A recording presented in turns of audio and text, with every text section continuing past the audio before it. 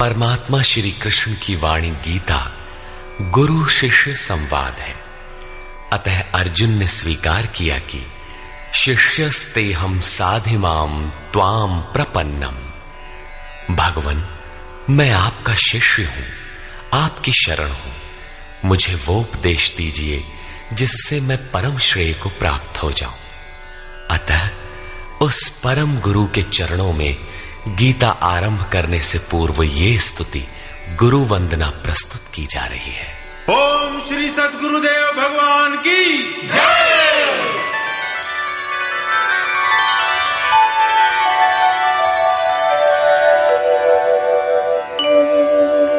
जय सद्गुरुदेवं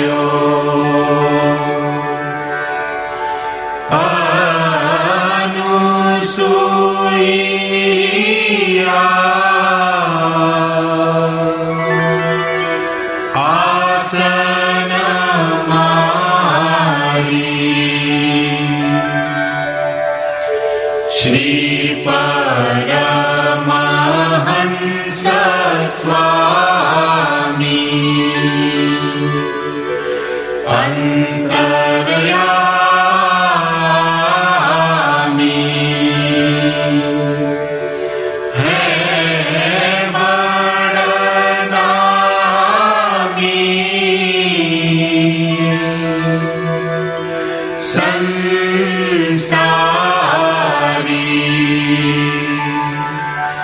हंस नहीं तकारी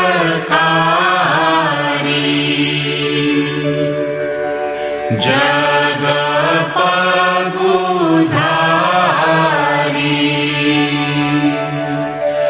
गर्व प्रहारी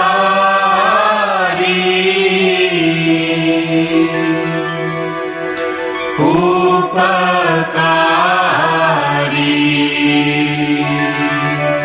सत पंथ चलायो भरम मिटायो रूप लखायो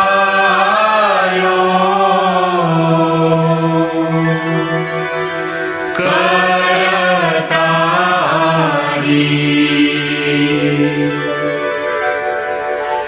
यह शिष्य है तेरो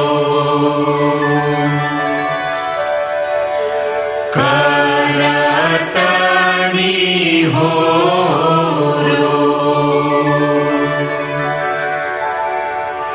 मोह पर हेरो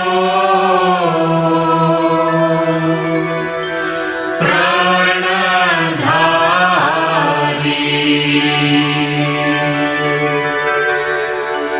जय सद्गुरुदेवम्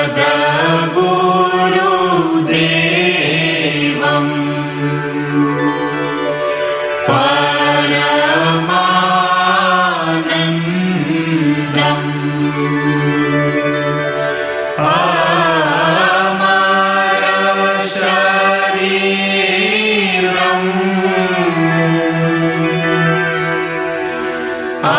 अविकारी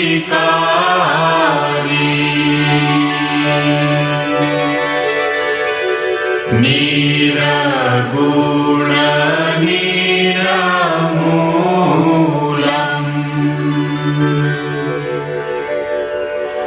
धरी स्थूलम्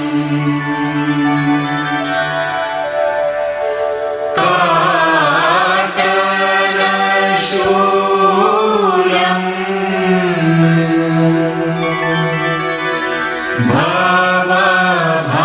भवभारी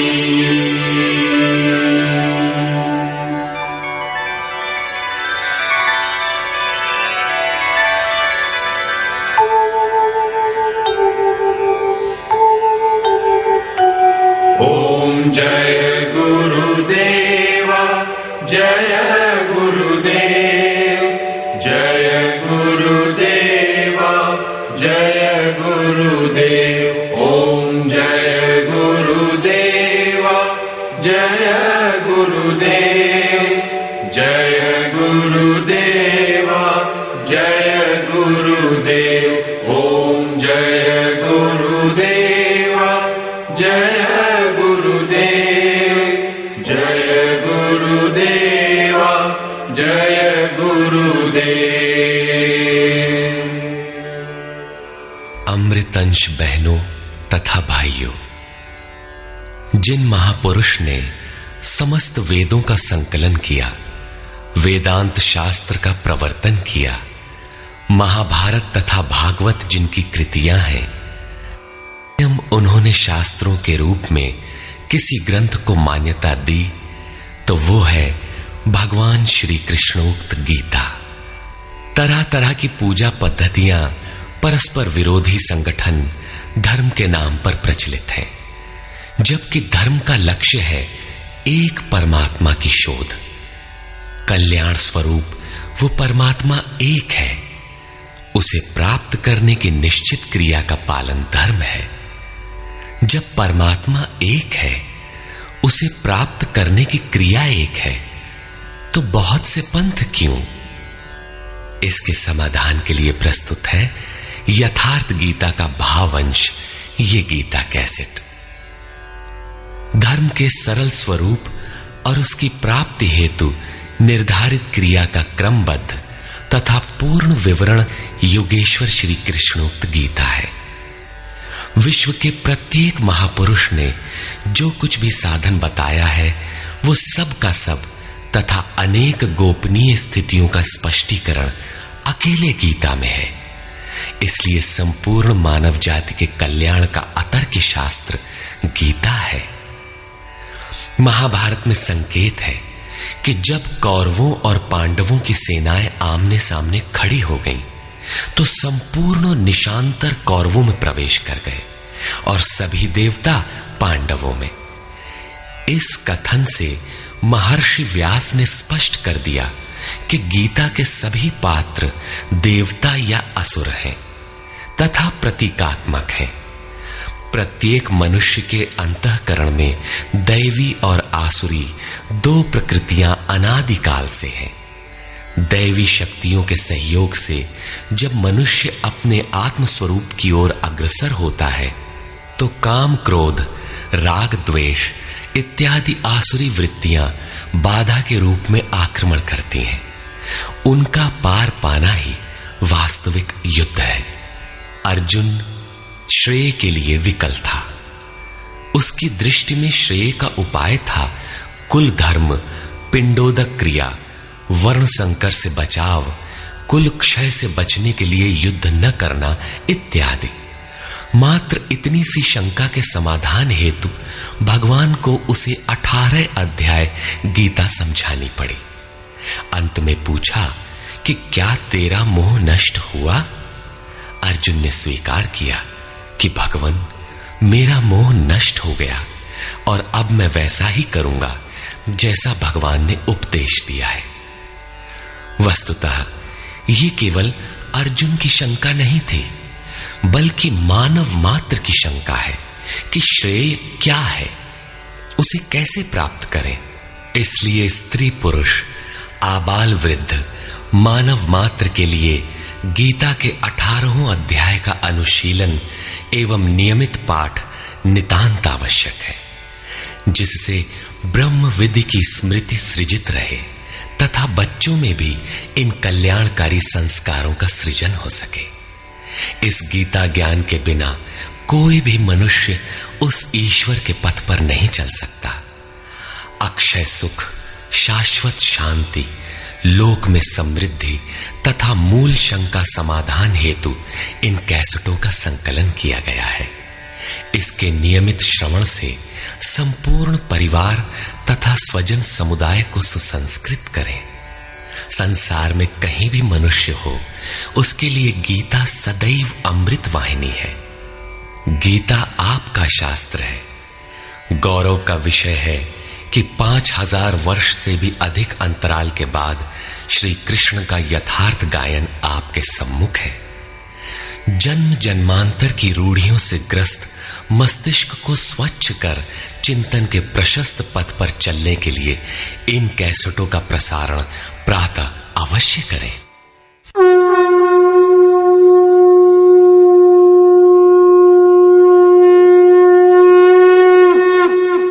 ओम श्री परमात्मने नमः। यथार्थ गीता, श्रीमद् भगवत गीता, अथ प्रथमो अध्यायः।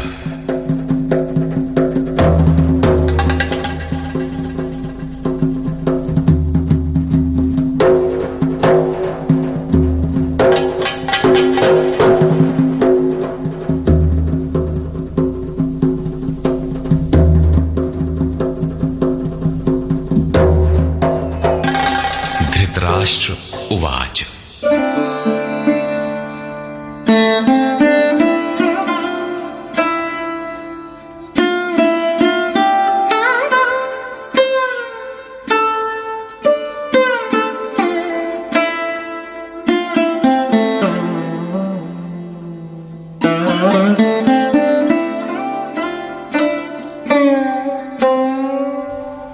धर्मक्षेत्रे कुरुक्षेत्रे समवेता युयुत्सवः मामकाः पाण्डवाश्चैव किम कुर्वत संजय। धृतराष्ट्र ने पूछा, हे संजय, धर्म क्षेत्र कुरुक्षेत्र में एकत्र युद्ध की इच्छा वाले मेरे और पांडु के पुत्रों ने क्या किया? अज्ञान रूपी धृतराष्ट्र और संयम रूपी संजय। अज्ञान मन के अंतराल में रहता है। अज्ञान से आवृत मन धृतराष्ट्र जन्मांध है, किंतु संयम रूपी संजय के माध्यम से यह देखता है, सुनता है। वो समझता है कि परमात्मा ही सत्य है। फिर भी जब तक इससे उत्पन्न मोह रूपी दुर्योधन जीवित है, इसकी दृष्टि सदैव कौरवों पर रहती है, विकारों पर ही रहती है। धर्म एक क्षेत्र है। जब हृदय देश में दैवी संपत्ति का बाहुल्य होता है तो यह शरीर धर्म क्षेत्र बन जाता है, और जब इसमें आसुरी संपत्ति का बाहुल्य होता है तो यह शरीर कुरुक्षेत्र बन जाता है। कुरु अर्थात करो। यह शब्द आदेशात्मक है। भगवान श्री कृष्ण कहते हैं, प्रकृति से उत्पन्न तीनों गुणों द्वारा परवश होकर मनुष्य कर्म करता है। वो क्षण मात्र भी कर्म किए बिना नहीं रह सकता, गुण उससे करा लेते हैं। तीनों गुण मनुष्य को देवता से कीट पर्यंत शरीरों में ही बांधते हैं। जब तक प्रकृति और प्रकृति से उत्पन्न गुण जीवित हैं, तब तक कुरु लगा रहेगा। अतः जन्म मृत्यु वाला क्षेत्र, विकारों वाला क्षेत्र कुरुक्षेत्र है, और परम धर्म परमात्मा में प्रवेश दिलाने वाली पुण्यमयी प्रवृत्तियों का क्षेत्र धर्म क्षेत्र है। पुरातत्वविद पंजाब में काशी प्रयाग के मध्य तथा अनेकानेक स्थलों पर कुरुक्षेत्र की शोध में लगे हैं, किंतु गीताकार ने स्वयं बताया है कि जिस क्षेत्र में यह युद्ध हुआ वो कहां है। इदम शरीरम कौन्तेय क्षेत्र मित्य भिधीयते।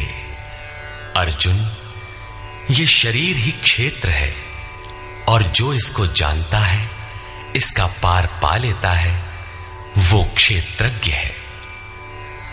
आगे इन्होंने क्षेत्र का विस्तार बताया, जिसमें 10 इंद्रियां, मन, बुद्धि, अहंकार, 5 विकार और 3 गुणों का वर्णन है।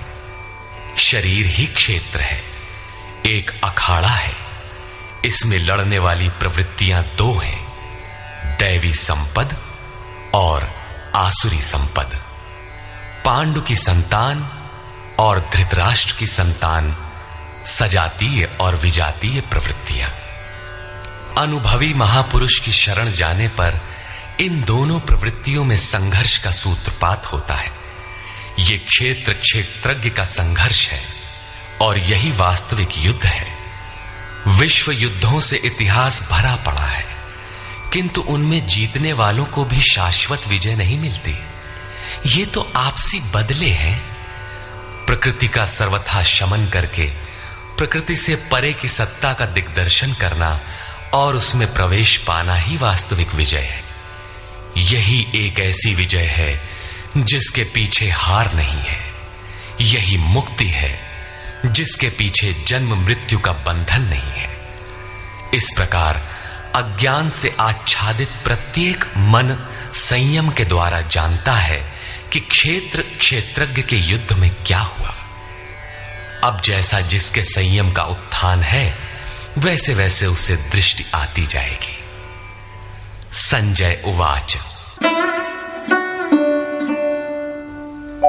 दृष्ट्वा तु पाण्डवानीकं व्यूढं दुर्योधनस्तदा आचार्यमुपसंगम्य राजा वचनमब्रवीत्। उस समय राजा दुर्योधन ने व्यूह रचना युक्त पांडवों की सेना को देखकर द्रोणाचार्य के पास जाकर ये वचन कहा। द्वैत के आचरण ही द्रोणाचार्य हैं। जब जानकारी हो जाती है कि हम परमात्मा से अलग हो गए हैं, वहां उसकी प्राप्ति के लिए तड़प पैदा हो जाती है। तभी हम गुरु की तलाश में निकलते हैं। दोनों प्रवृत्तियों के बीच यही प्राथमिक गुरु है। यद्यपि बाद के सद्गुरु योगेश्वर श्री कृष्ण होंगे, जो योग की स्थिति वाले होंगे। राजा दुर्योधन आचार्य के पास जाता है। मोह रूपी दुर्योधन। मोह संपूर्ण व्याधियों का मूल है। राजा है, दुर्योधन दुरु अर्थात दूषित, योधन अर्थात वह धन। आत्मिक संपत्ति ही स्थिर संपत्ति है। उसमें जो दोष उत्पन्न करता है वो है मोह। ये प्रकृति की ओर खींचता है और वास्तविक जानकारी के लिए प्रेरणा भी प्रदान करता है। मोह है तभी तक पूछने का प्रश्न भी है, अन्यथा सभी पूर्ण ही हैं। अतः व्यूह रचना युक्त पांडवों की सेना को देखकर, अर्थात पुण्य से प्रवाहित सजातीय वृत्तियों को संगठित देखकर, मोह रूपी दुर्योधन ने गुरु द्रोण के पास जाकर यह कहा। पश्यैतां पाण्डुपुत्राणाम् आचार्य महतीं चमू व्यूढ़ां द्रुपदपुत्रेण तव शिष्येण धीमता। हे आचार्य, आपके बुद्धिमान शिष्य द्रुपद पुत्र धृष्टद्युम्न द्वारा व्यूहाकार खड़ी की हुई पांडु पुत्रों की इस भारी सेना को देखिए। शाश्वत अचल पद में आस्था रखने वाला दृढ़ मन ही धृष्टद्युम्न है। यही पुण्यमयी प्रवृत्तियों का नायक है। साधन कठिन न मन कर टेका। साधन कठिन नहीं, मन की दृढ़ता कठिन होनी चाहिए। अब देखें सेना का विस्तार। अत्र शूरा महेश्वासा भीमार्जुन समायुधि युयुधानो विराटश्च द्रुपदश्च महारथः। इस सेना में महेश्वासा, महान ईश में वास दिलाने वाले भाव रूपी भीम, अनुराग रूपी अर्जुन के समान बहुत से शूरवीर, जैसे सात्विकता रूपी सात्यकी, विराटः सर्वत्र ईश्वरी प्रवाह की धारणा, महारथी राजा द्रुपद अर्थात अचल स्थिति, तथा धृष्टकेतुश्चेकितानः काशीराजश्च वीर्यवान् पुरुजित् कुन्तिभोजश्च शैब्यश्च नरपुंगवः। धृष्टकेतुः दृढ़ कर्तव्य, चेकितानः जहां भी जाए वहां से चित्त को खींचकर इष्ट में स्थिर करना, काशीराजः काया रूपी काशी में ही वो साम्राज्य है, पुरुजित स्थूल सूक्ष्म और कारण शरीरों पर विजय दिलाने वाला पुरुजित, कुंती भोजः कर्तव्य से भव पर विजय, नरों में श्रेष्ठ शैव्य अर्थात सत्य व्यवहार। युधामन्युश्च विक्रान्तः उत्तमौजाश्च वीर्यवान् सौभद्रो द्रौपदेयाश्च सर्व एव महारथाः। और पराक्रमी युधामन्यु, युद्ध के अनुरूप मन की धारणा, उत्तमौजाः शुभ की मस्ती, सुभद्रा पुत्र अभिमन्यु। जब शुभ आधार आ जाता है तो मन भय से रहित हो जाता है। ऐसा शुभ आधार से उत्पन्न अभय मन, ध्यान रूपी द्रौपदी के पांचों पुत्र वात्सल्य, लावण्य, सौम्यता, स्थिरता, सहृदयता, सब के सब महारथी हैं। साधन पथ पर संपूर्ण योग्यता के साथ चलने की क्षमताएं हैं। इस प्रकार दुर्योधन ने पांडव पक्ष के 15-20 नाम गिनाए, जो दैवी संपद के महत्वपूर्ण अंग हैं। विजातीय प्रवृत्ति का राजा होते हुए भी मोह ही सजातीय प्रवृत्तियों को समझने के लिए बाध्य करता है। दुर्योधन अपना पक्ष संक्षेप में कहता है, यदि कोई बाह्य युद्ध होता तो अपनी फौज बढ़ा चढ़ा कर गिनाता। विकार कम गिनाए गए, क्योंकि उन पर विजय पाना है। वे नाशवान हैं। केवल 5-7 विकार बताए गए, जिनके अंतराल में संपूर्ण बहिर्मुखी प्रवृत्ति विद्यमान है। जैसे अस्माकं तु विशिष्टाये तान्निबोध द्विजोत्तम नायका मम सैन्यस्य संज्ञार्थं तान् ब्रवीमि ते। द्विजोत्तम, हमारे पक्ष में जो जो प्रधान हैं उन्हें भी आप समझ लें। आपको जानने के लिए मेरी सेना के जो नायक हैं उनको कहता हूं। बाह्य युद्ध में सेनापति के लिए द्विजोत्तम संबोधन असामयिक है। वस्तुतः गीता अंतःकरण की 2 प्रवृत्तियों का संघर्ष है, जिसमें द्वैत का आचरण ही द्रोण है। जब तक हम लेश मात्र भी आराध्य से अलग हैं, तब तक प्रकृति विद्यमान है, द्वैत बना है। इस द्वि पर जय पाने की प्रेरणा प्रथम गुरु द्रोणाचार्य से मिलती है। अधूरी शिक्षा ही पूर्ण जानकारी के लिए प्रेरणा प्रदान करती है। वो पूजा स्थली नहीं, वहां शौर्य सूचक संबोधन होना चाहिए। विजातीय प्रवृत्ति के नायक कौन कौन हैं?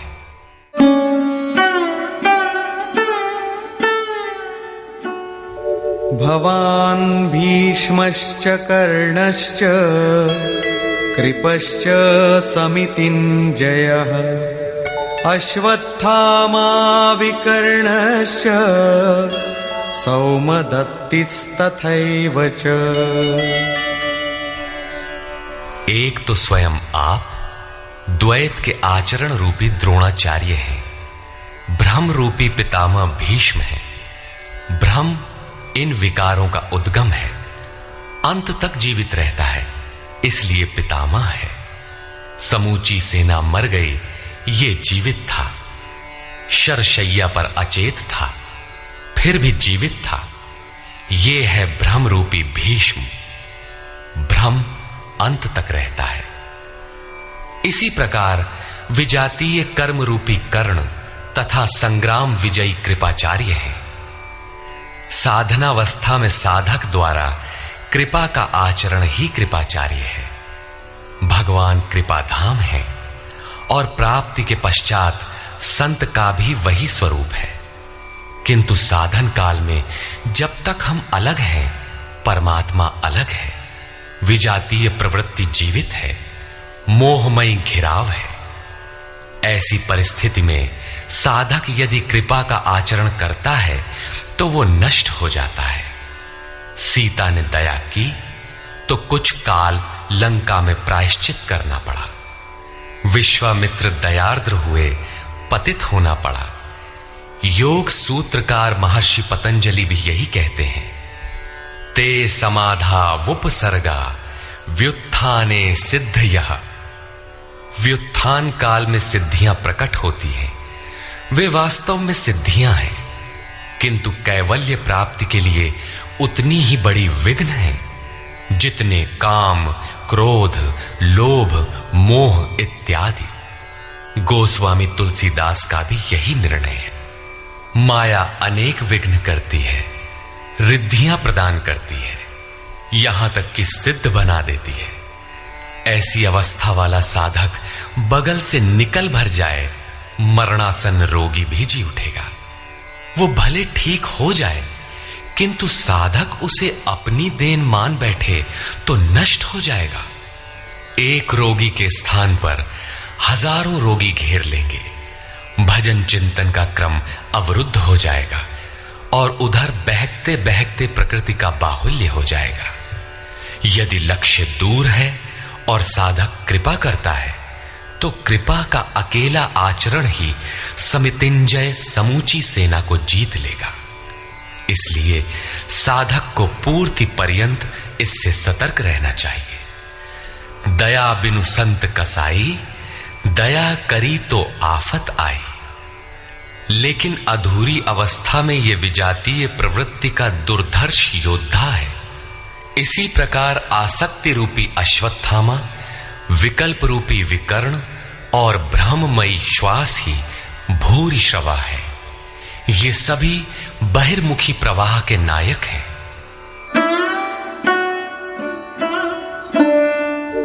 अन्ये च बहवः शूराः मदर्थे त्यक्तजीविताः नानाशस्त्र प्रहरणाः सर्वे युद्धविशारदाः।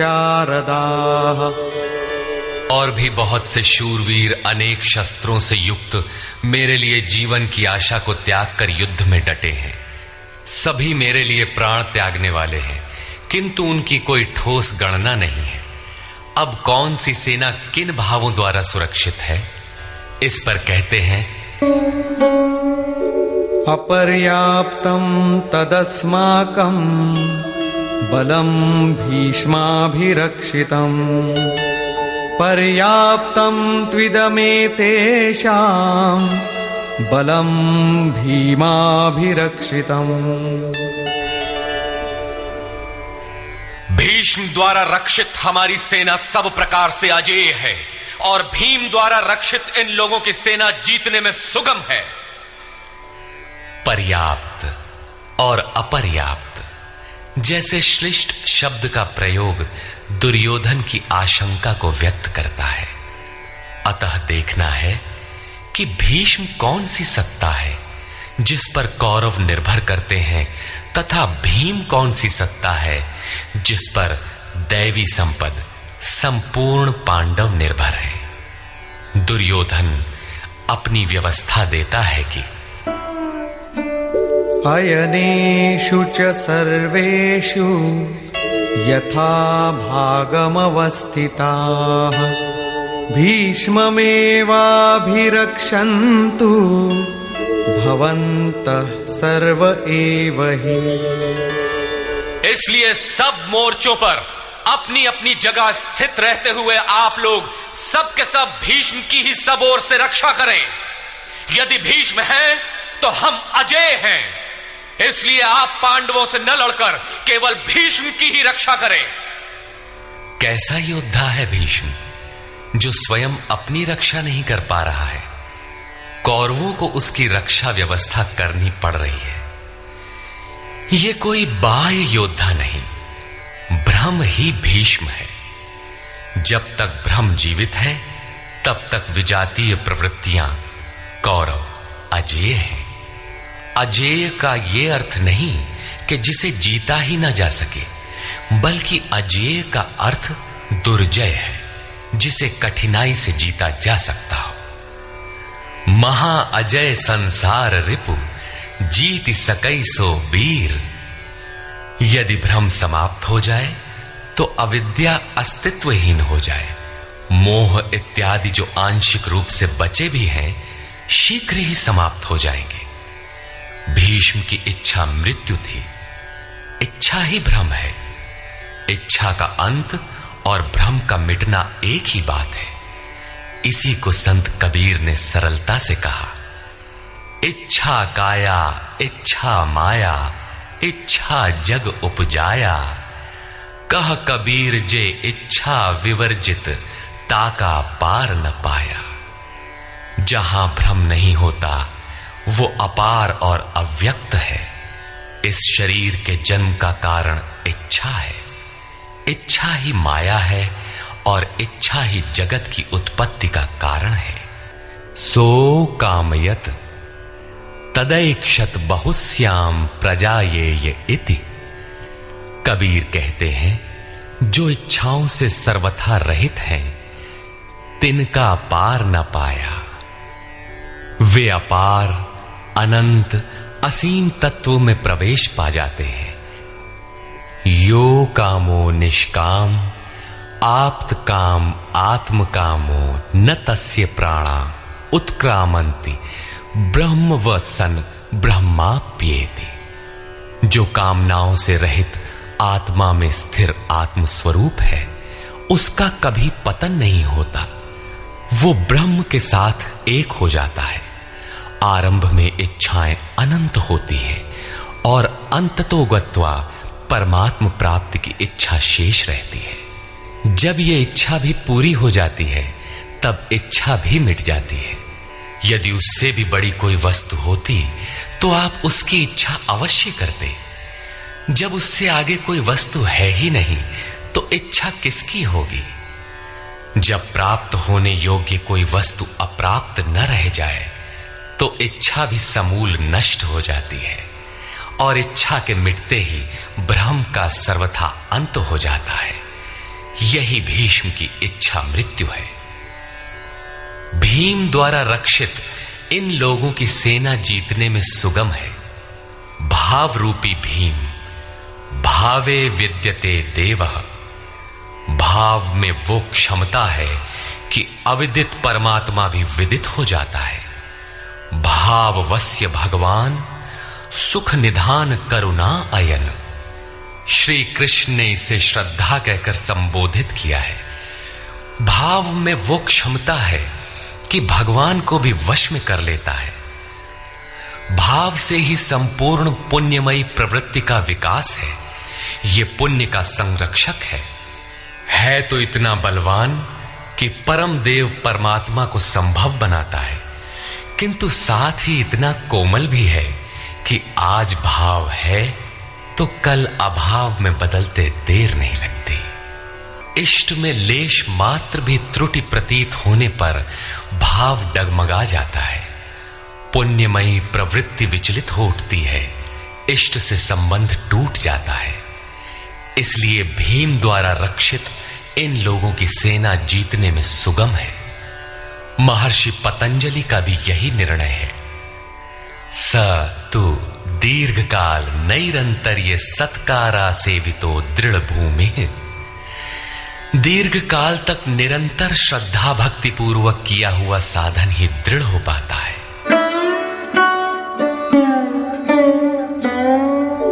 तस्य संजनयन् हर्षं कुरु वृद्धः पितामहः। सिंहनादं विनद्योच्चैः शंखं दध्मौ प्रतापवान। इस प्रकार अपने बलाबल का निर्णय लेकर शंख ध्वनि हुई। शंख ध्वनि पात्रों के पराक्रम की घोषणा है कि जीतने पर कौन सा पात्र आपको क्या देगा। कौरवों में वृद्ध प्रतापवान पितामह भीष्म ने उस दुर्योधन के हृदय में हर्ष उत्पन्न करते हुए उच्च स्वर से सिंहनाद के समान भयप्रद शंख बजाया। सिंह प्रकृति से भयावह पहलू का प्रतीक है। घोर जंगल के नीरव एकांत में शेर की दहाड़ कान में पड़ जाए तो रोंगटे खड़े हो जाएंगे, हृदय कांपने लगेगा। यद्यपि शेर आपसे मीलों दूर है। भय प्रकृति में होता है, परमात्मा में नहीं। वो तो अभय सत्ता है।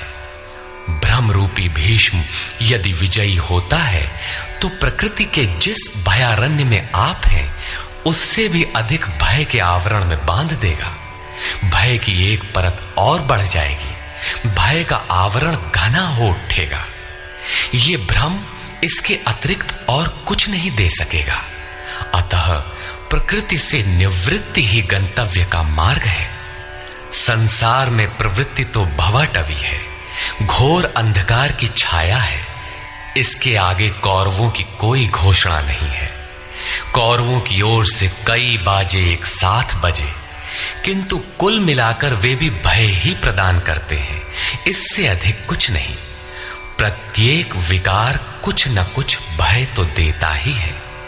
इसलिए उन्होंने भी घोषणा की, ततः शंखाश्च भैर्यश्च पणवानक गोमुखाः सहसैवाभ्यहन्यन्त सशब्दस्तु मूलोऽभवत्।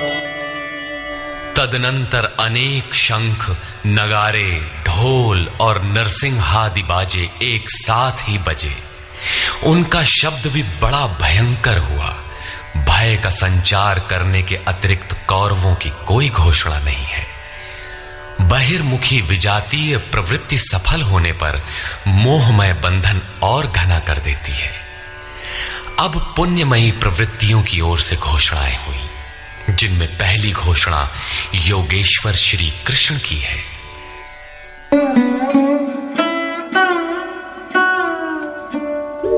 ततः श्वेतैर्हयैर्युक्ते महती स्यन्दने स्थितौ माधव पाण्डवश्चैव दिव्यौ शंखौ प्रदध्मतु। इसके उपरांत श्वेत घोड़ों से युक्त, जिनमें लेश मात्र कालिमा दोष नहीं है, श्वेत सात्विक निर्मलता का प्रतीक है। महति स्यन्दने, महान रथ पर बैठे हुए योगेश्वर श्री कृष्ण और अर्जुन ने भी अलौकिक शंख बजाए।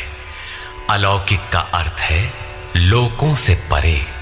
मृत्युलोक, देवलोक, ब्रह्मलोक, जहां तक जन्म मरण का भय है, उन समस्त लोकों से परे पारलौकिक, पारमार्थिक स्थिति प्रदान करने की घोषणा योगेश्वर श्री कृष्ण की है।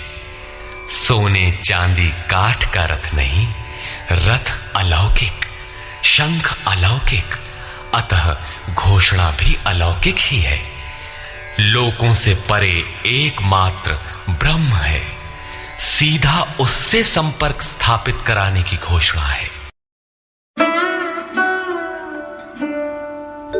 पांचजन्यं ऋषिकेशो देवदत्तं धनञ्जयः पौंड्रं दध्मौ महाशंखं भीमकर्मावृकोदरः। ऋषिकेशः, जो हृदय के सर्वस्व ज्ञाता है, उन कृष्ण ने 5 जन्य शंख बजाया। पांचों ज्ञानेंद्रियों को पंच तन्मात्राओं शब्द, स्पर्श, रूप, रस, गंध के रसों से समेटकर अपने जन भक्त की श्रेणी में ढालने की घोषणा की। विकराल रूप से बहकती हुई इंद्रियों को समेटकर उन्हें अपने सेवक की श्रेणी में खड़ा कर देना हृदय से प्रेरक सद्गुरु की देन है। श्री कृष्ण एक योगेश्वर सद्गुरु थे। शिष्यस्तेहम्, भगवन मैं आपका शिष्य हूं। बाह्य विषय वस्तुओं को छोड़कर ध्यान में इष्ट के अतिरिक्त दूसरा न देखें, दूसरा न सुने, न दूसरे का स्पर्श करें। ये सद्गुरु के अनुभव संचार पर निर्भर करता है। देवदत्तम धनंजयः, दैवी संपत्ति को अधीन करने वाला अनुराग ही अर्जुन है। इष्ट के अनुरूप लगाव, जिसमें विरह, वैराग्य, अश्रुपात हो। गदगद गिरा नयन बह नीरा, रोमांच हो। इष्ट के अतिरिक्त अन्य विषय वस्तु का लेश मात्र टकराव न होने पाए, उसी को अनुराग कहते हैं। यदि ये सफल होता है तो परम देव परमात्मा में प्रवेश दिलाने वाली दैवी संपद पर आधिपत्य प्राप्त कर लेता है। इसी का दूसरा नाम धनंजय भी है। एक धन तो बाहरी संपत्ति है, जिससे शरीर निर्वाह की व्यवस्था होती है। आत्मा से इसका कोई संबंध नहीं है। इससे परे स्थिर आत्मिक संपत्ति ही निज संपत्ति है।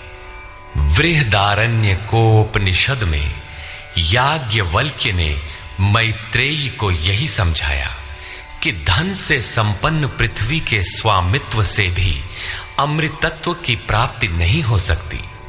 उसका उपाय आत्मिक संपत्ति है। भयानक कर्म वाले भीमसेन ने पौंड्र अर्थात प्रीति नामक महाशंख बजाया। भाव का उद्गम और निवास स्थान हृदय है, इसलिए इसका नाम वृकोदर है। आपका भाव लगाव बच्चे में होता है, किंतु वस्तुतः वो लगाव आपके हृदय में है, जो बच्चे में जाकर मूर्त होता है। ये भाव अथाह और महान बलशाली है। उसने प्रीति नामक महाशंख बजाया। भाव में ही वो प्रीति निहित है, इसीलिए भीम ने पौंड्र प्रीति नामक महाशंख बजाया। भाव महान बलवान है, किंतु प्रीति संचार के माध्यम से। हरि व्यापक सर्वत्र समाना, प्रेम ते प्रकट हो ही मैं जाना। अनंत विजयम राजा कुंती पुत्रो युधिष्ठिरः नकुलः सहदेवश्च सुघोषमणिपुष्पकौ। कुंती पुत्र राजा युधिष्ठिर ने अनंत विजय नामक शंख बजाया। कर्तव्य रूपी कुंती और धर्म रूपी युधिष्ठिर। धर्म पर स्थिरता रहेगी तो अनंत विजयम अनंत परमात्मा में स्थिति दिलाएगा। युद्धे स्थिरः सह युधिष्ठिरः। प्रकृति पुरुष क्षेत्र क्षेत्रज्ञ के संघर्ष में स्थिर रहता है, महान दुख से भी विचलित नहीं होता। तो एक दिन जो अनंत है, जिसका अंत नहीं है, वो है परम तत्व परमात्मा, उस पर विजय दिला देता है। नियम रूपी नकुल ने सुघोष नामक शंख बजाया। ज्यों ज्यों नियम उन्नत होगा, अशुभ का शमन होता जाएगा, शुभ घोषित होता जाएगा। सत्संग रूपी सहदेव ने मणिपुष्पक शंख बजाया। मनीषियों ने प्रत्येक श्वास को बहुमूल्य मणि की संज्ञा दी है।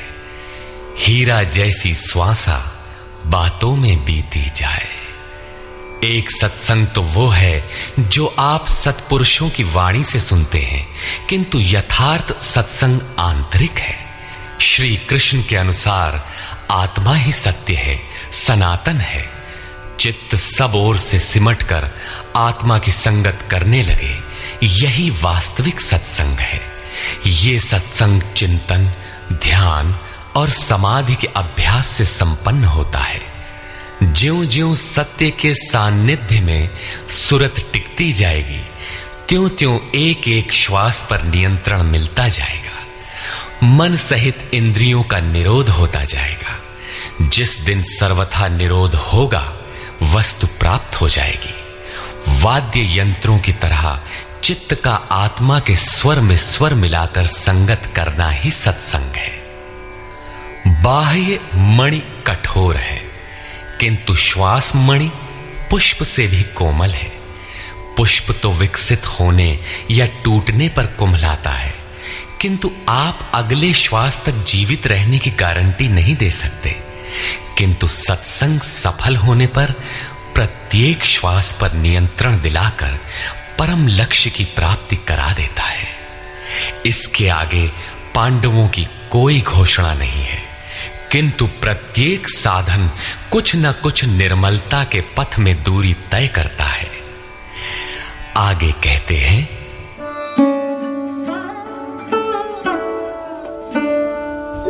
काश्यश्च परमेश्वासः शिखण्डी च महारथः धृष्टद्युम्नो विराटश्च सात्यकिश्चापराजितः। काया रूपी काशी। पुरुष जब सब ओर से मन सहित इंद्रियों को समेटकर काया में ही केंद्रित करता है, तो परमेश्वासः परम ईश में वास का अधिकारी हो जाता है। परम ईश में वास दिलाने में सक्षम काया ही काशी है। काया में ही परम ईश का निवास है। परमेश्वास का अर्थ श्रेष्ठ धनुष वाला नहीं, बल्कि परम धन ईश धन वास है। शिखा सूत्र का त्याग ही शिखंडी है। आजकल लोग सिर के बाल कटा लेते हैं और सूत्र के नाम पर गले की जनेऊ हटा लेते हैं, अग्नि जलाना छोड़ देते हैं। हो गया सन्यास उनका। नहीं, वस्तुतः शिखा लक्ष्य का प्रतीक है जिसे आपको पाना है, और सूत्र है संस्कारों का। जब तक आगे परमात्मा को पाना शेष है, पीछे संस्कारों का सूत्रपात लगा हुआ है, तब तक त्याग कैसा, सन्यास कैसा? अभी तो चलने वाले पथिक हैं। जब प्राप्तव्य प्राप्त हो जाए, पीछे लगे हुए संस्कारों की डोर कट जाए, ऐसी अवस्था में ब्रह्म सर्वथा शांत हो जाता है। इसलिए शिखंडी ही ब्रह्म रूपी भीष्म का विनाश करता है। शिखंडी चिंतन पथ की विशिष्ट योग्यता है, महारथी है। धृष्टद्युम्न दृढ़ और अचल मन तथा विराटः सर्वत्र विराट ईश्वर का प्रसार देखने की क्षमता इत्यादि दैवी संपद के प्रमुख गुण हैं। सात्विकता ही सात्य की है। सत्य के चिंतन की प्रवृत्ति अर्थात सात्विकता यदि बनी है तो कभी गिरावट नहीं आने पाएगी, इस संघर्ष में पराजित नहीं होने देगी। द्रुपदो द्रौपदेयाश्च सर्वशः पृथिवीपते सौभद्रश्च महाबाहुः शंखान् दद्मुः पृथक् पृथक्। अचल पददायक द्रुपद और ध्यान रूपी द्रौपदी के पांचों पुत्र सहृदयता, वात्सल्य, लावण्य, सौम्यता इत्यादि साधन में महान सहायक महारथी हैं तथा बड़ी भुजा वाला अभिमन्यु, इन सब ने पृथक पृथक शंख बजाए। भुजा कार्यक्षेत्र का प्रतीक है। जब मन भय से रहित हो जाता है तो उसकी पहुंच दूर तक हो जाती है। हे राजन, इन सब ने अलग अलग शंख बजाए, कुछ न कुछ दूरी सभी तय कराते हैं। इनका पालन आवश्यक है, इसलिए इनके नाम गिनाए। इसके अतिरिक्त कुछ दूरी ऐसी भी है जो मन बुद्धि से परे है। भगवान स्वयं ही अंतःकरण में विराज कर तय कराते हैं। इधर दृष्टि बनकर आत्मा से खड़े हो जाते हैं और सामने स्वयं खड़ा होकर अपना परिचय करा लेते हैं। सघोषो धार्तराष्ट्राणाम् हृदयानि व्यदारयत् नभश्च पृथिवीं चैव तुमुलो व्यनुनादयन्। उस घोर शब्द ने आकाश और पृथ्वी को भी शब्दायमान करते हुए धृतराष्ट्र पुत्रों के हृदय विदीर्ण कर दिए। सेना तो पांडवों की ओर भी थी, किंतु हृदय विदीर्ण हुए धृतराष्ट्र पुत्रों के। वस्तुतः पांचजन्य दैवी शक्ति पर आधिपत्य, अनंत पर विजय, अशुभ का शमन और शुभ की घोषणा धारावाही होने लगे तो कुरुक्षेत्र आसुरी संपद, बहिर्मुखी प्रवृत्तियों का हृदय विदीर्ण हो जाएगा। उनका बल शनैः शनैः क्षीण होने लगता है। सर्वथा सफलता मिलने पर मोहमयी प्रवृत्तियां सर्वथा शांत हो जाती हैं।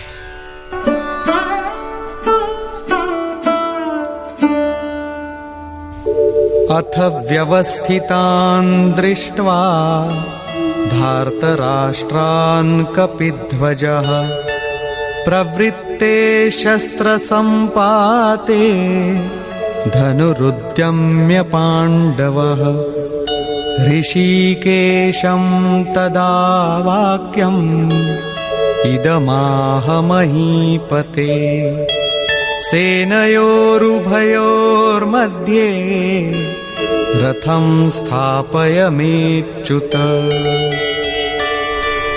संयम रूपी संजय ने अज्ञान से आवृत मन को समझाया कि हे राजन, उसके उपरांत कपिध्वजः वैराग्य रूपी हनुमान, वैराग्य ही ध्वज है जिसका, ध्वज राष्ट्र का प्रतीक माना जाता है।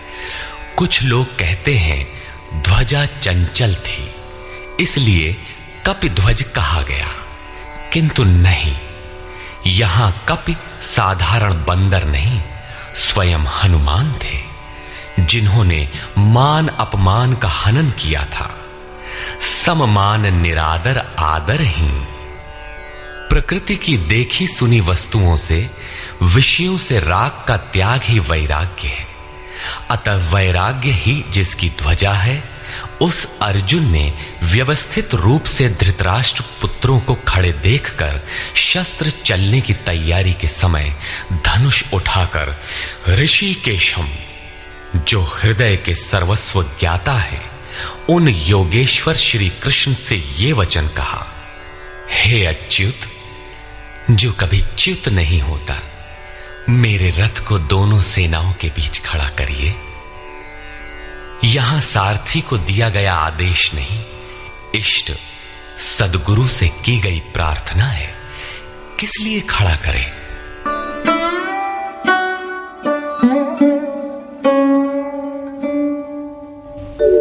यावदेतान्निरीक्षेऽहम् योद्धुकामानवस्थितान् कैर्मया सह योद्धव्यम् अस्मिन् रणसमुद्यमे।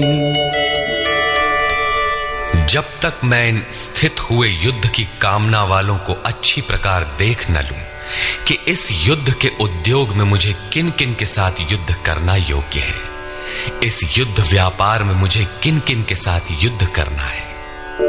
योत्स्यमानानवेक्षेऽहम् य एतेऽत्र समागताः धार्तराष्ट्रस्य दुर्बुद्धेर्युद्धे प्रियचिकीर्षवः। दुर्बुद्धि दुर्योधन का युद्ध में कल्याण चाहने वाले जो जो ये राजा लोग इस सेना में आए हैं, उन युद्ध करने वालों को मैं देखूंगा, इसलिए खड़ा करें। मोह रूपी दुर्योधन, मोहमयी प्रवृत्तियों का कल्याण चाहने वाले जो जो राजा इस युद्ध में आए हैं, उनको मैं देख लूं। संजय उवाच,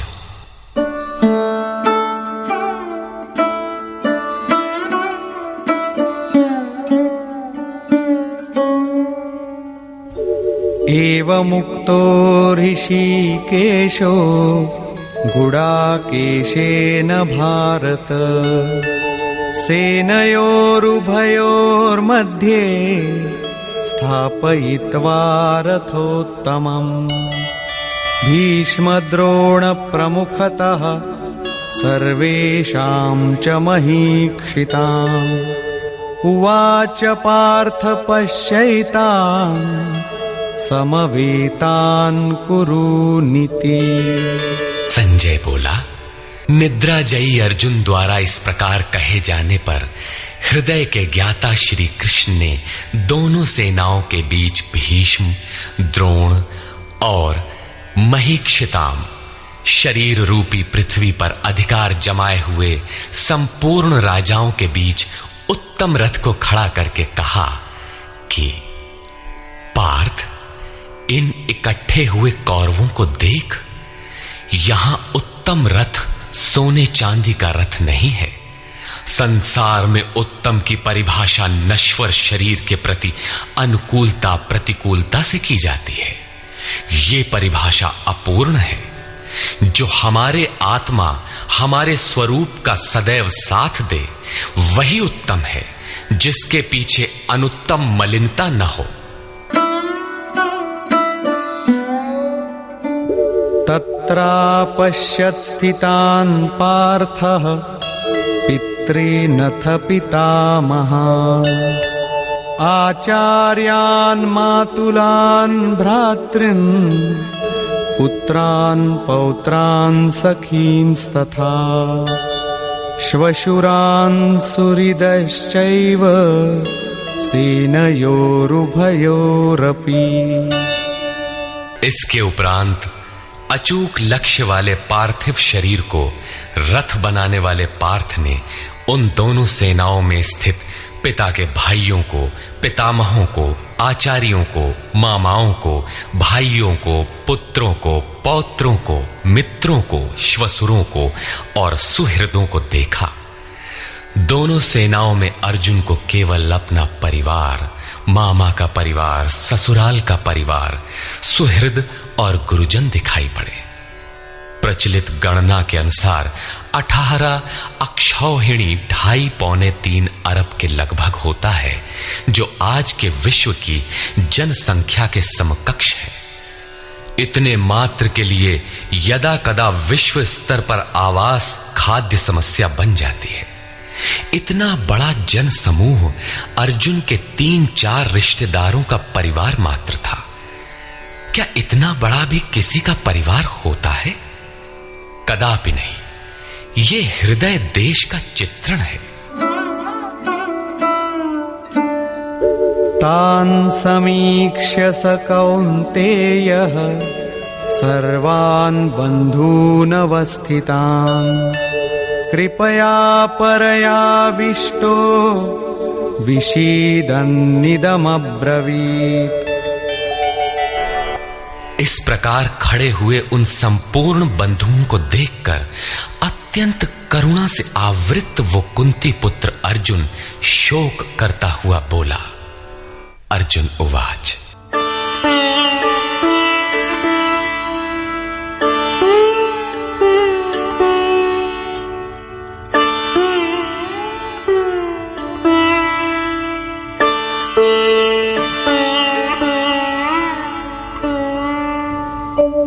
दृष्ट्वेमं स्वजनं कृष्ण युयुत्सुं समुपस्थितं सीदन्ति मम गात्राणि मुखं च परिशुष्यति वेपथुश्च शरीरे मे रोमहर्षश्च जायते। हे कृष्ण, इस युद्ध की इच्छा वाले खड़े हुए स्वजन समुदाय को देखकर मेरे अंग शिथिल हुए जाते हैं, मुख सूखा जाता है और मेरे शरीर में कंप तथा रोमांच हो रहा है। इतना ही नहीं,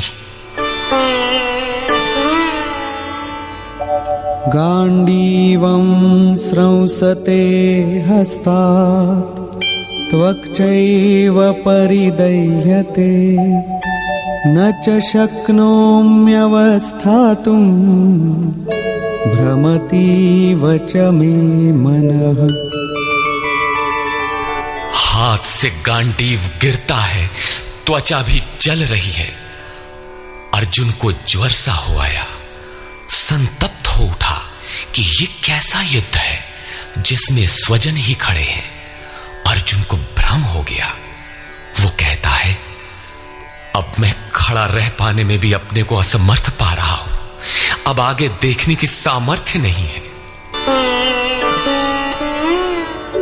निमित्तानि च पश्यामि विपरीतानि केशव न च श्रेयोनुपश्यामि हत्वा स्वजनमाहवे। हे केशव, इस युद्ध का लक्षण भी विपरीत ही देखता हूं। युद्ध में अपने कुल को मारकर परम कल्याण भी नहीं देखता हूं। कुल को मारने से कल्याण कैसे होगा?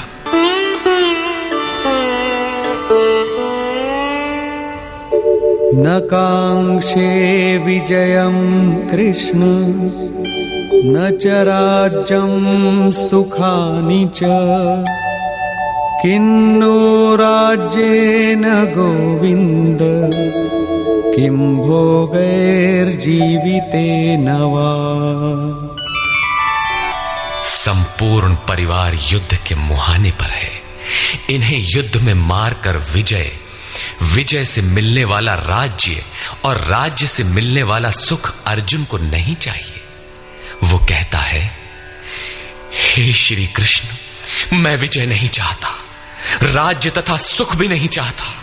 हे गोविंद, हमें राज्य या भोग अथवा जीवन से भी क्या प्रयोजन है? क्यों?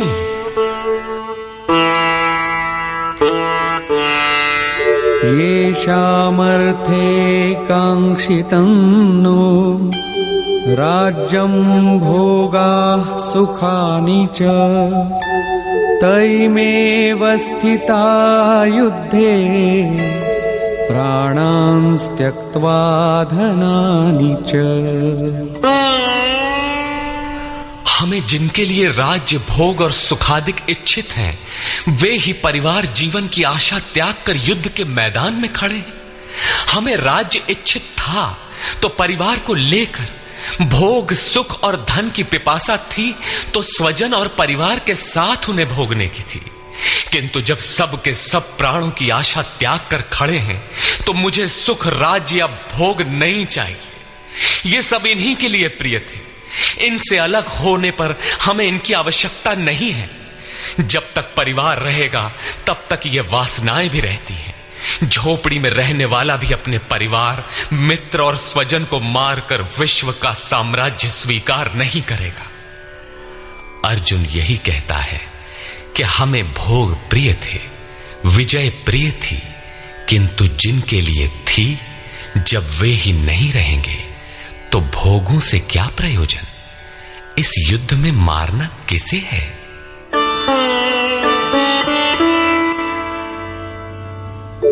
आचार्याः पितरः पुत्राः तथैव च पितामहाः मातुलाः श्वशुराः पौत्राः शालाः संबंधिनस्तथा। इस युद्ध में ताऊ, चाचे, लड़के और इसी प्रकार दादा, मामा, श्वसुर, पोते, साले तथा समस्त संबंधी ही हैं।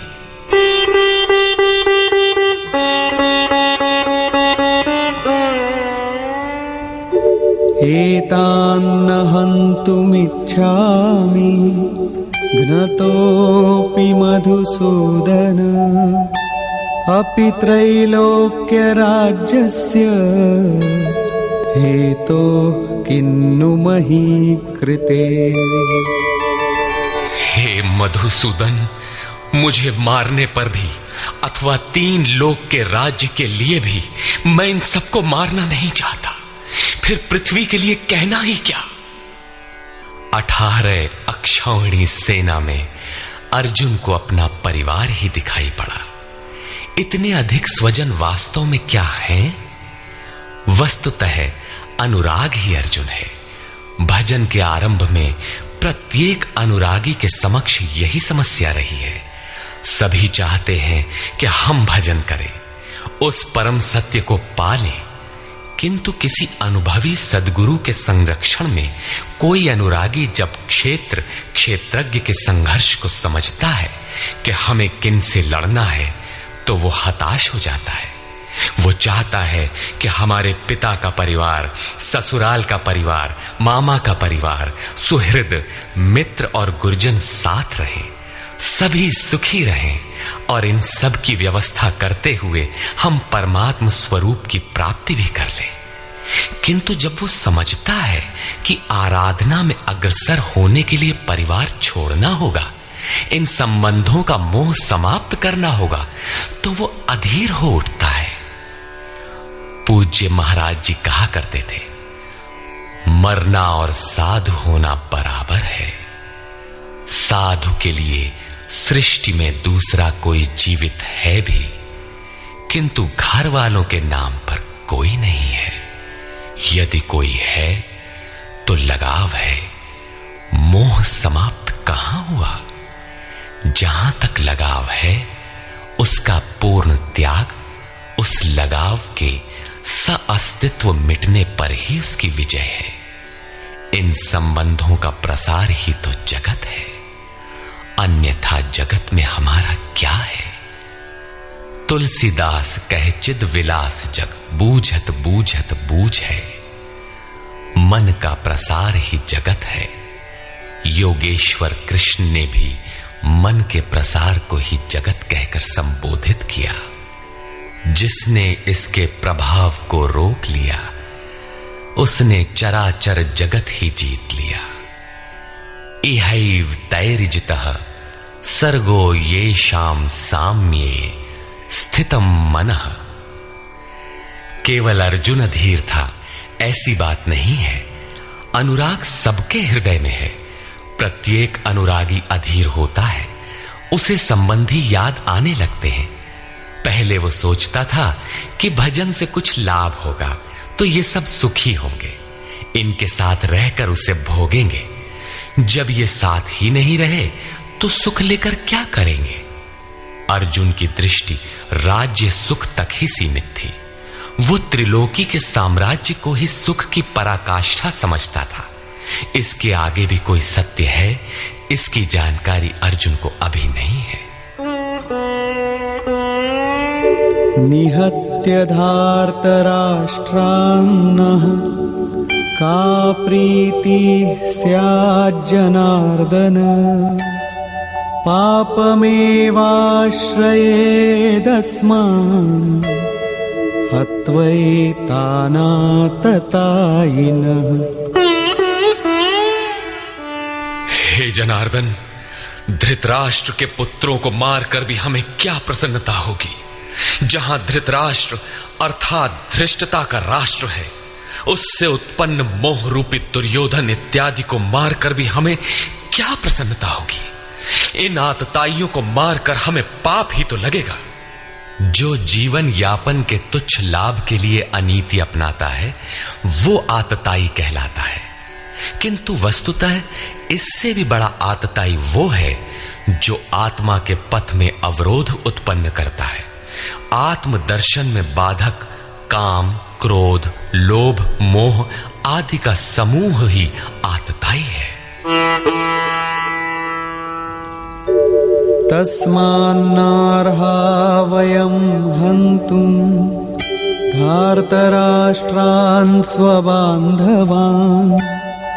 स्वजनं हि कथं हत्वा सुखिनः स्याम माधव। इससे हे माधव, अपने बांधव धृतराष्ट्र के पुत्रों को मारने के लिए हम योग्य नहीं हैं। स्वबांधव कैसे? वे तो शत्रु थे ना। वस्तुतः शरीर के रिश्ते अज्ञान से उत्पन्न होते हैं। ये मामा है, ससुराल है, स्वजन समुदाय है, ये सब अज्ञान ही तो है। जब शरीर ही नश्वर है तब इसके रिश्ते ही कहां रहेंगे। मोह है तभी तक सुहृद है, हमारा परिवार है, हमारी दुनिया है। मोह नहीं तो कुछ भी नहीं। इसीलिए वे शत्रु भी अर्जुन को स्वजन दिखाई पड़े। वो कहता है कि अपने कुटुंब को मारकर हम कैसे सुखी होंगे। यदि अज्ञान और मोह न रहे तो कुटुंब का अस्तित्व न हो। ये अज्ञान ज्ञान का प्रेरक भी है। भर्तृहरि, तुलसी इत्यादि अनेक महानुभावों को वैराग्य की प्रेरणा पत्नी से मिली, तो कोई सौतेली मां के व्यवहार से खिन्न होकर वैराग्य पथ पर अग्रसर हुआ दिखाई देता है।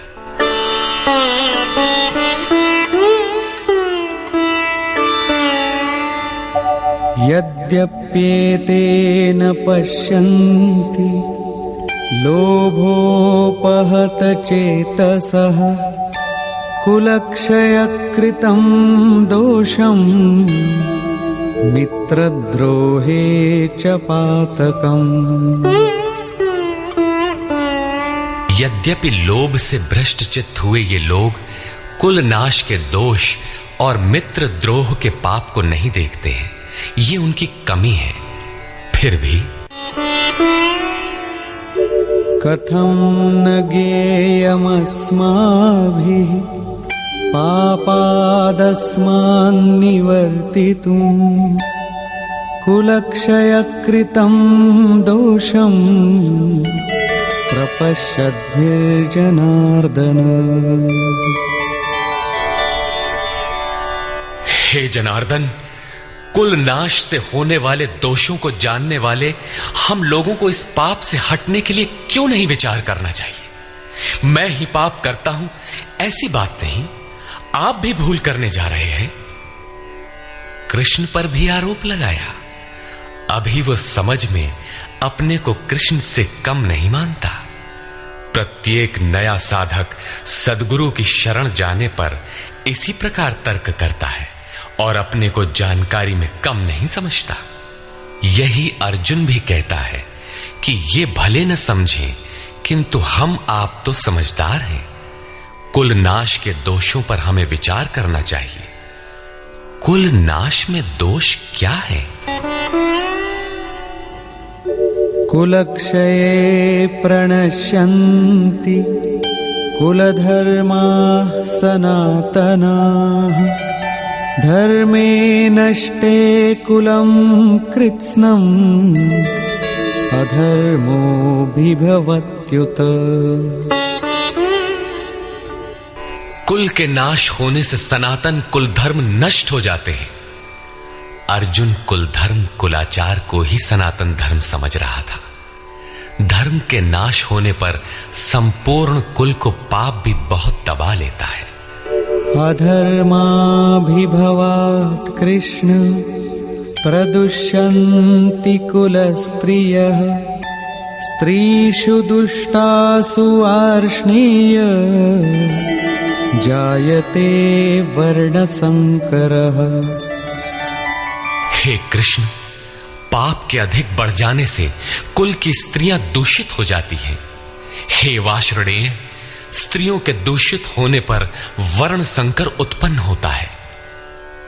अर्जुन की मान्यता थी कि कुल की स्त्रियों के दूषित होने से वर्ण संकर होता है, किंतु श्री कृष्ण ने इसका खंडन करते हुए आगे बताया कि मैं अथवा स्वरूप में स्थित महापुरुष यदि आराधना क्रम में भ्रम उत्पन्न कर दे तब वर्ण संकर होता है। वर्ण संकर के दोषों पर अर्जुन प्रकाश डालता है।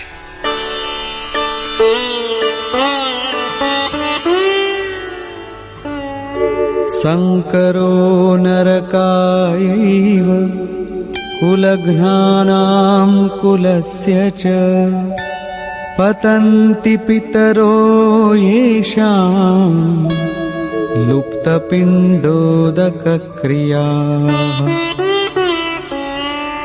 वर्ण संकर कुल घातियों और कुल को नरक में ले जाने के लिए ही होता है। लुप्त हुई पिंड क्रिया वाले इनके पितर लोग भी गिर जाते हैं। वर्तमान नष्ट हो जाता है, अतीत के पितर गिर जाते हैं और भविष्य वाले भी गिरेंगे। इतना ही नहीं, दोषैरेतैः कुलघ्नानां वर्णसंकरकारकैः उत्साद्यन्ते जातिधर्माः कुलधर्माश्च शाश्वताः। इन वर्ण संकर कारक दोषों से कुल और कुलघातियों के सनातन कुल धर्म और जाति धर्म नष्ट हो जाते हैं। अर्जुन मानता था कि कुल धर्म सनातन है, कुल धर्म ही शाश्वत है, किंतु श्री कृष्ण ने इसका खंडन किया और आगे बताया कि आत्मा ही सनातन शाश्वत धर्म है। वास्तविक सनातन धर्म को जानने से पहले मनुष्य धर्म के नाम पर किसी न किसी रूढ़ि को जानता है। ठीक इसी प्रकार अर्जुन भी जानता है, जो कृष्ण के शब्दों में एक रूढ़ि है। उत्सन्न कुलधर्माणां मनुष्याणां जनार्दन।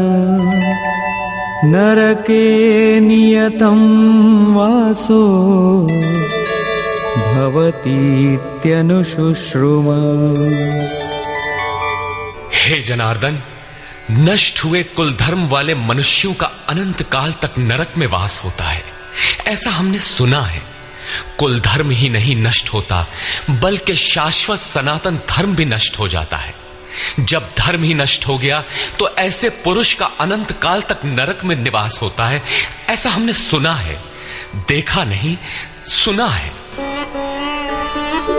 अहो बत महत् पापं कर्तुं व्यवसिता वयं यद्राज्य सुखलोभेन हन्तुं स्वजनमुद्यता। अहो, शोक है कि हम लोग बुद्धिमान होकर भी महान पाप करने को तैयार हुए हैं। राज्य और सुख के लोभ से अपने कुल को मारने के लिए उद्यत हुए हैं। अभी अर्जुन अपने को कम ज्ञाता नहीं समझता। आरंभ में प्रत्येक साधक इसी प्रकार बोलता है। महात्मा बुद्ध का कथन है कि मनुष्य जब अधूरी जानकारी रखता है तो अपने को महान ज्ञानी समझता है, और जब आधे से आगे की जानकारी हासिल करने लगता है तो अपने को महान मूर्ख समझता है। ठीक इसी प्रकार अर्जुन भी अपने को ज्ञानी ही समझता है। वो कृष्ण को ही समझाता है कि उस पाप से परम कल्याण हो, ऐसी बात भी नहीं।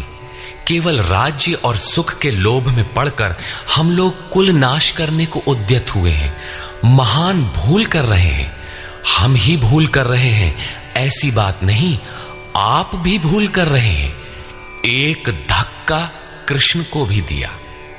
अंत में अर्जुन अपना निर्णय देता है।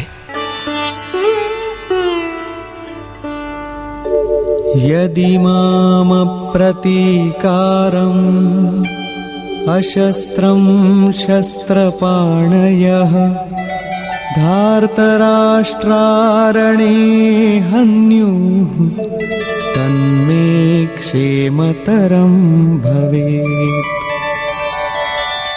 यदि मुझ शस्त्र रहित न सामना करने वाले को शस्त्रधारी धृतराष्ट्र के पुत्र रण में मारे तो उनका वो मारना भी मेरे लिए अति कल्याणकारक होगा। इतिहास तो कहेगा कि अर्जुन समझदार था, जिसने अपनी बलि देकर युद्ध बचा लिया। लोग प्राणों की आहुति दे डालते हैं कि भोले भाले मासूम बच्चे सुखी रहें, कुल तो बचा रहे।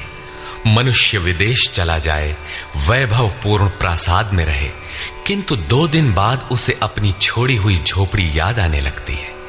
मोह इतना प्रबल होता है।